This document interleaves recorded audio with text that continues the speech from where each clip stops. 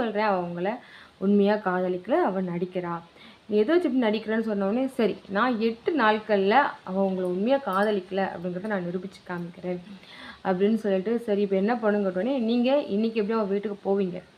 போயிட்டு காலையில் வரும்போது அவளுடைய நீண்ட கூந்தல் இருக்குல்ல, அதை நீங்கள் வெட்டி கேளுங்க, அவள் தருவாளான்னு பார்ப்போன்னே. அட பாவி, ஒரு பெண்ணுக்கு அழகே அந்த கூந்தல் தானே, அதை போய் வெட்டி கேட்குறே, இது நியாயமாக கேட்டோன்னே, நீங்கள் கேளுங்க, உங்களுக்கு உண்மையாக காதலிச்சானா தருவா, அப்போ நான் ஒத்துக்கிறேன் அப்படின்னு சொல்லிட்டு பட்டி வந்து சவால் விடுறாங்க. அதுபடியே இப்போ அவங்க வியாபாரத்துக்கு போகிறாங்க. போயிட்டு மாலை நேரம் வருது. விக்ரமாதித்த மன்னர் கணிகையோட வீட்டை அபரஞ்சு வீட்டுக்கு போகிறாங்க.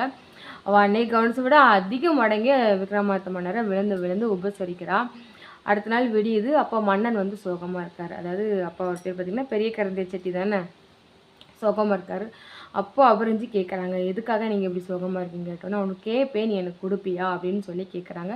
தாராளமாக தருகிறேன்னு, உங்களுக்கு என்ன வேணும் அப்படின்னு சொல்லி கேட்டவுடனே, உன்னுடைய கூந்தலை எனக்கு நீ வெட்டி கொடுக்கணும்னு கேட்டோடனே, அவ்வளோதானே அப்படின்னு சொல்லிட்டு உடனே சமையல் கட்டுக்கு போய் அருவாமுனையை எடுத்துகிட்டு வந்து தன்னுடைய